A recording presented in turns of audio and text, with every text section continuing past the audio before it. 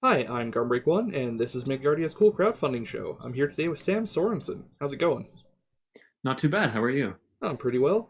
So, your project on Kickstarter is Rust Hulks. Why don't you tell me Rust about Hulks. that? Yeah, no worries.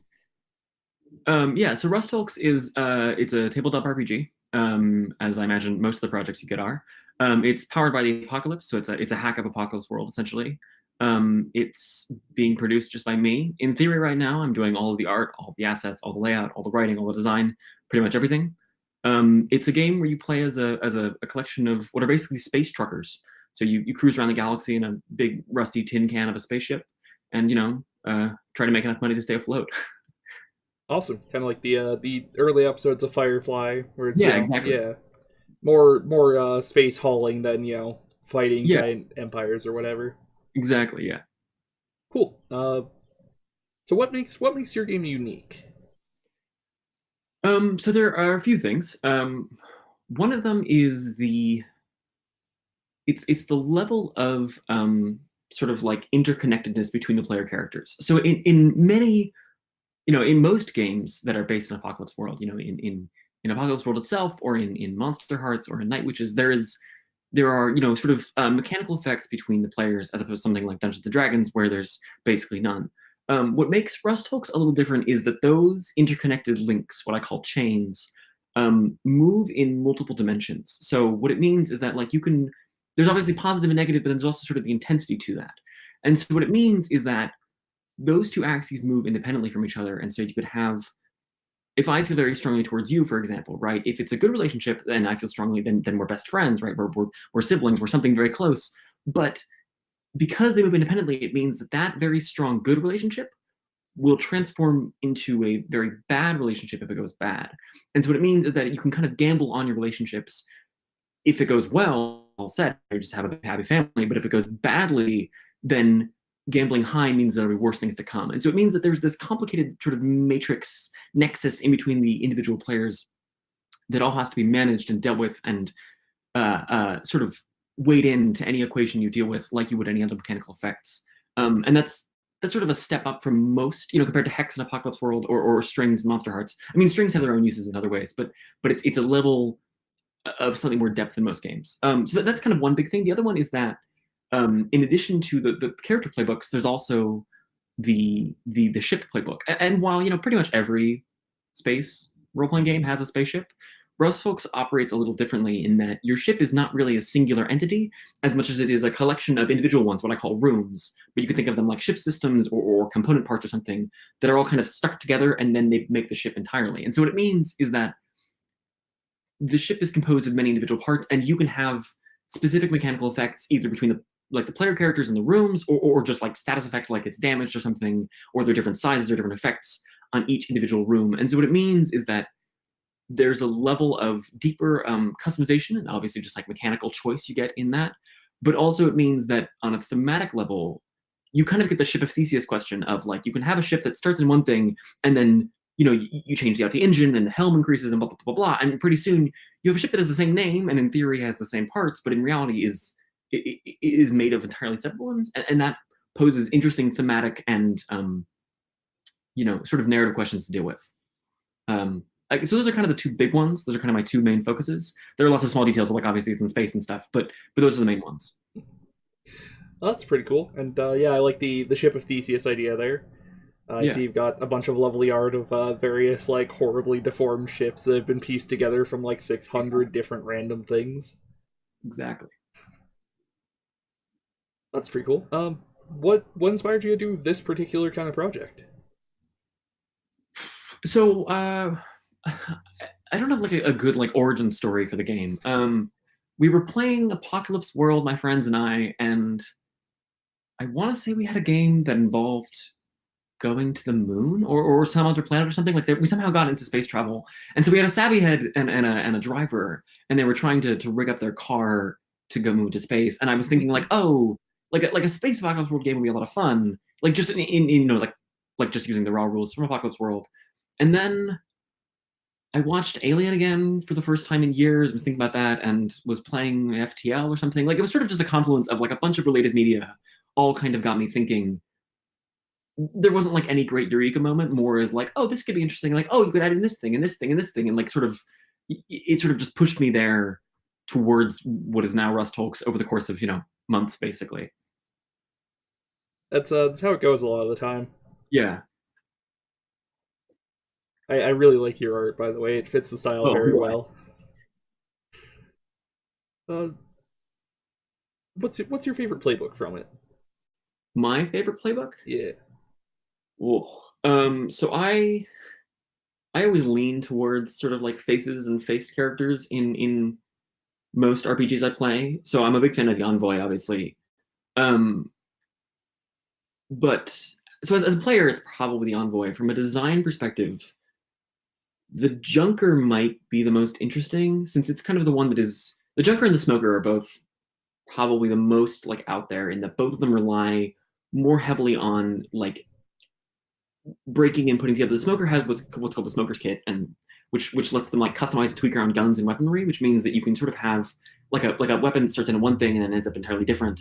And the Junker has a somewhat similar kit, but it lets them basically take apart and then put back together things. So you could say, oh, I'm going to take this this we're transporting a canister full of hydrogen gas or something, right?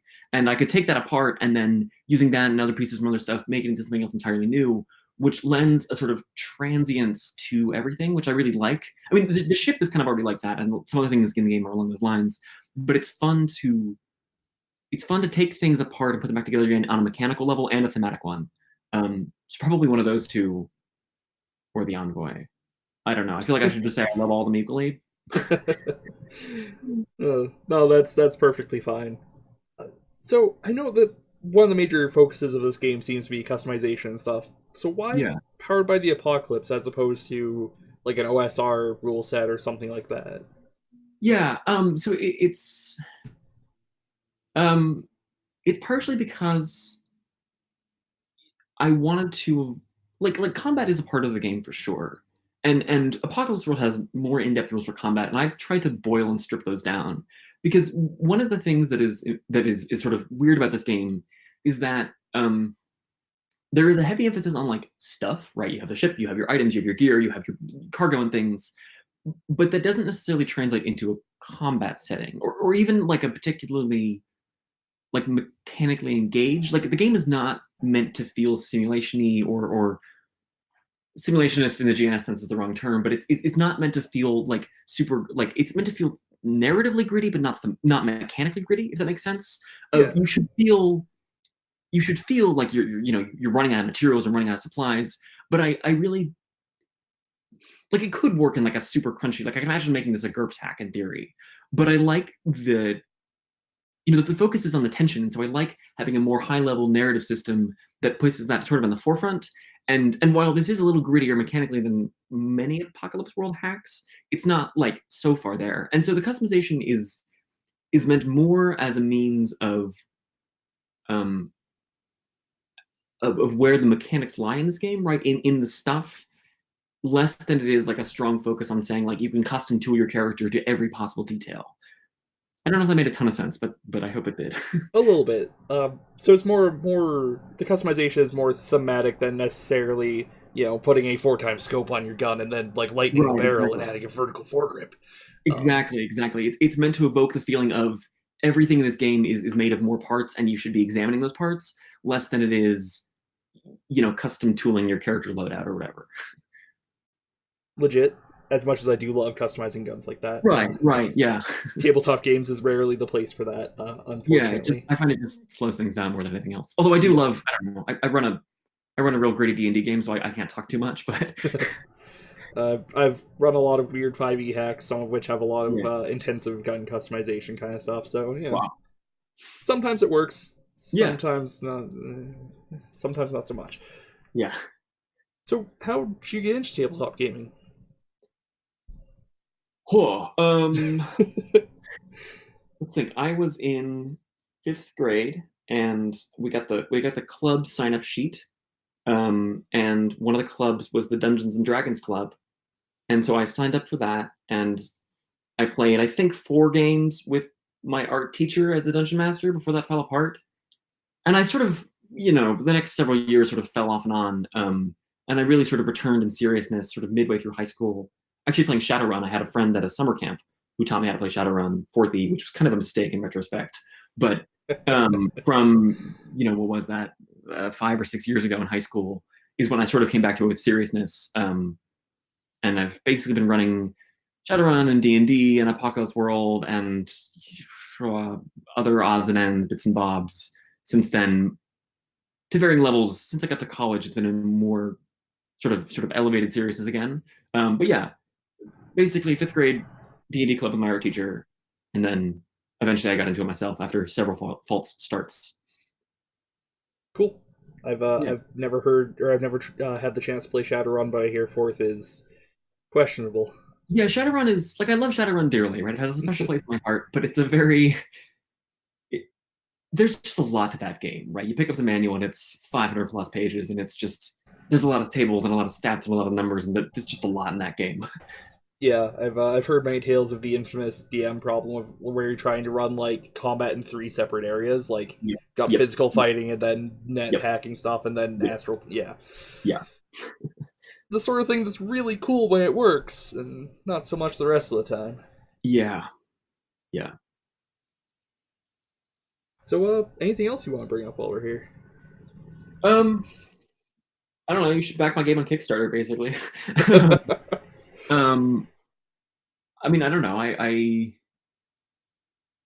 don't have I don't have anything to plug other than my game, which I've already plugged in detail. So I'm kind of open to talk to whatever. I don't know. You can ask me if you're interested in game academia. I'm a game design student, so I can talk about that. I can talk about, I don't know, RPG theory. I can talk about whatever you want me to talk about.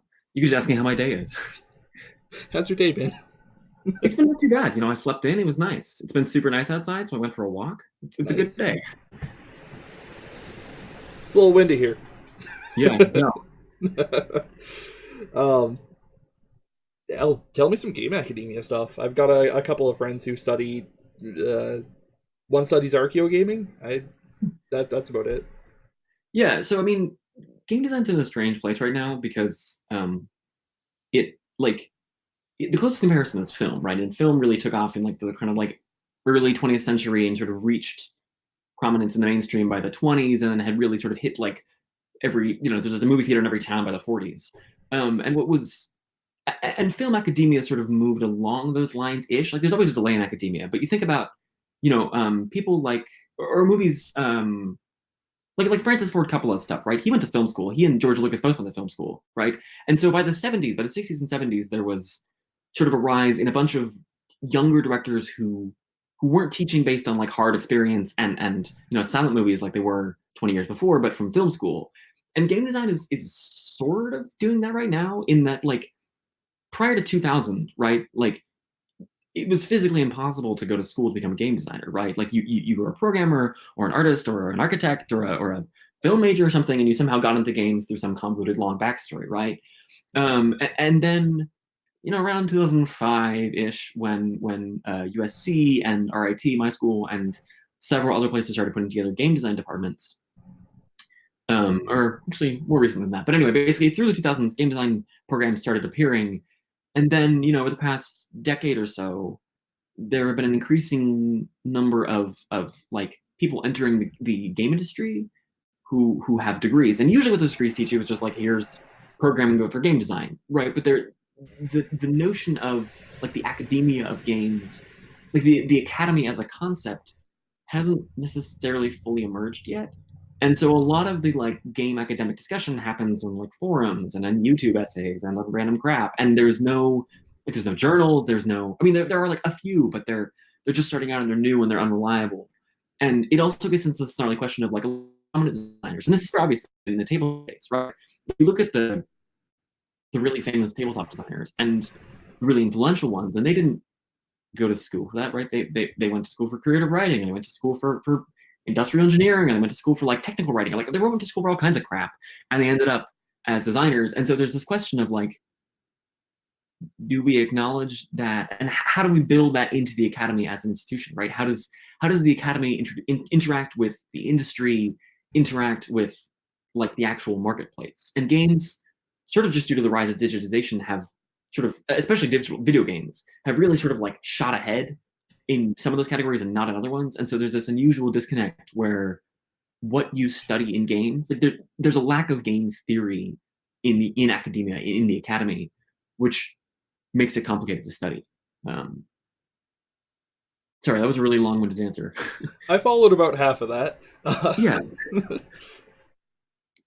Um, yeah. So if you go on, like, there are obviously some scholarly works about RPGs. I mean, I can rattle them off to you if you want to. And some of my professors have written, like they've done their PhDs on role playing, but it's still an extremely new field for academia, and thus makes it hard. Like the programs don't exist, and the classes only exist in part, and it's very much being still figured out, which is exciting. Obviously, it's cool to be part of, even as just an undergrad, right? It's cool to be part of kind of like the movement, The quote unquote. frontier, yeah. Yeah, exactly. But on the other hand, it means that like nobody has any idea what they're talking about, and there's like tons and tons of problems of like terminology, and there's no like there are conferences, but they're messy and they're complicated, and they're in Scandinavia, and like nobody really knows. Like there's so little structure to it that it means it can be difficult sometimes. Yeah, as we try and determine like what makes a game specifically, or like how Right. Oh, that's a question that is. Oh, don't even. Yeah, that's yeah, that's a complicated one. it's like what is art? Yeah, exactly. And especially if you try and squish like board games, tabletop games, and video games all into the same category, it gets weird. Oh yeah. Is a visual novel a game? Is a novel a game? A novel's not. Anyway, there's a lot. Yeah. That's what I'm getting here. Yeah. Yeah. And there are some wonderful works on YouTube of stuff like that, like tons shantification of Fallout video is a Yeah. yeah Yeah. That's like the classic like I just discovered that games can be more than just games. Like, here, let me show this video. yeah You know, pretty I mean, much. I don't remember when that video came out, but I remember like first seeing it and being like, oh, it's amazing. It's really well laid out in stark Yeah. contrast to the novel it's mostly about. But you Yeah. know, Yeah. I mean, like it's weird that that's such a focal point of like so many people I know have seen that video and that was influential, but it's a YouTube video, right? Like that has no bearing in the academy to people who think about that, right? Like it's not like it would be hard to base an academic field on YouTube essays. well, we're working on it. Yeah, yeah, sure. It's a new era. We can try new and strange things. Maybe weird YouTube journal channels are the future. Yeah, I kind yeah, of hope not. Like, no offense to that video. That particular video was very good, but yeah, despite being a video creator, videos are not really the best way to consume that kind of content. yeah, I mean, it is a really good video though. Like it was one of the first to kind of lay out the case of like this is what game structure looks like, yeah, and I think that's kind of why it's such a not a phenomena, but like such a popular reference yeah. point. Yeah, New Vegas is an interesting game for a lot of reasons. Of a lot of RPG theory is like it serves as an example for all kinds of RPG theory in a lot of ways, um, at least in the digital sphere. Yeah, and a lot of the points made in there kind of carry over to tabletop gaming as well, despite my previous, like, maybe we shouldn't crush them all together. Yeah, it's been weird. It's been weird seeing the bleed of. I mean, not bleed in the technical sense, but in just the overlap of how. Like if you look at the like inspirational media lists or the ludography for Blade in the Dark, John Harper lists New Vegas as like one of the major inspirations for that game, and it's just bizarre to see. Like it's weird to see fields overlap in that way, right? Kind of, but, like, it's no weirder than citing, like, books or movies, really, when you stop and think about it.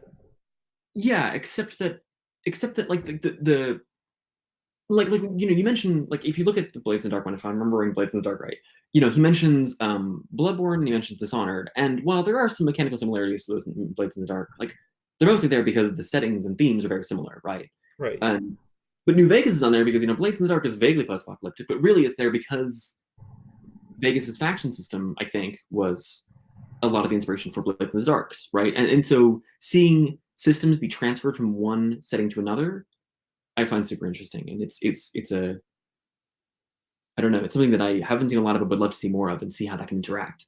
I mean, fair enough.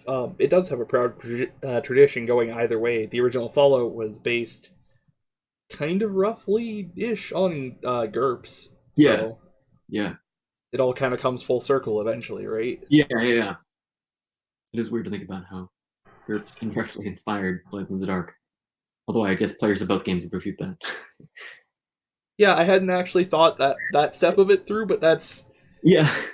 I feel I mean, vaguely there's a lot uncomfortable. of that, right? But That's yeah, that's a weird one to think about.